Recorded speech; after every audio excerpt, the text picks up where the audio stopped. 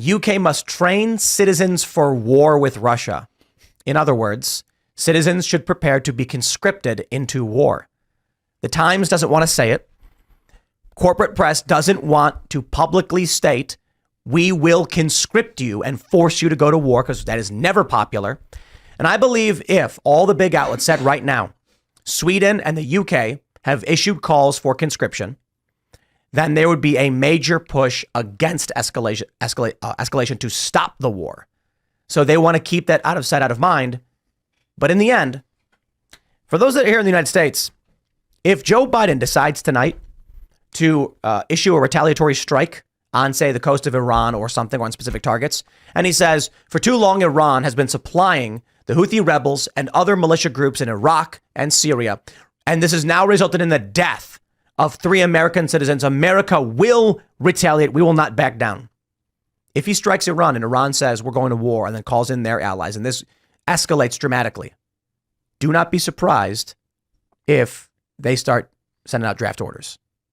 I have, unfortunately, a son of draft age.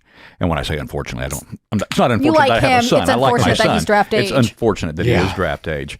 And it is, as a father, not something that I want to see happening, obviously. But in my entire life, though, I've always grown up always thinking that if we're attacked, if our assets are attacked overseas, that we must retaliate. The problem today is I don't believe anything anymore. I don't believe anything. Right. Yep. I mean, and when we start talking about conscription in Sweden or especially in the UK, it's like Orwell spinning around going, "I told you so. I told you so." I love my father, but I remember that one of the first big fights we had, I was maybe 11 or 12. We were watching some war footage on TV, and I told him, I will never be drafted. They'll try, and I'll never fight those wars. I don't know, it just felt inherent to my soul. He got really mad, like, how dare you not want to protect your country and stuff. But my dad buys into a lot of like the corporate press. Although watching Fox 5 and stuff, he buys into that whole narrative of patriotism. And he's from an older generation. Yeah, and I get it, and I get why he was mad. I always thought about that fight, but I believe I double down on that feeling I had then. More. But you know what? It's sad, isn't it?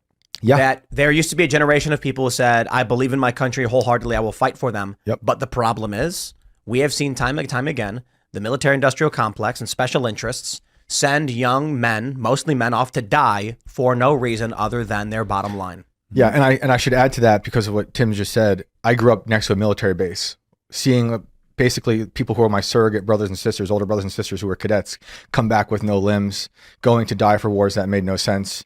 So that was the world I was born up into, and it made absolutely no sense. Yeah, this is the conversation my family had when my brother enlisted and he deployed to Afghanistan with the Marine Corps. It was like, but why are we here? Like, right. I respect that was the path he thought was right for him, and everything else. But also, is this the operation that I think is most value for your time? Not to mention all the risk, but all service members' families are going to worry about the risk. It was like, we don't even need to be here. Yeah, and you're going anyways. Yeah, risk is important. Yeah. And we should be, and the military to some degree can be important. But what has become the industrial complex that Eisenhower warned about, we are living in that horrible nightmare right now. If we can't clearly define that the answer to that question, why are we here? Why are we going? That's why we have to have Congress make these decisions and not unilaterally made by one decrepit old senile man or whoever's controlling. Yeah, wow. I usually call him a reanimated corpse. You're very, very nice to him. Sorry. Yeah. Well, it's because I'm much closer to his age than you are.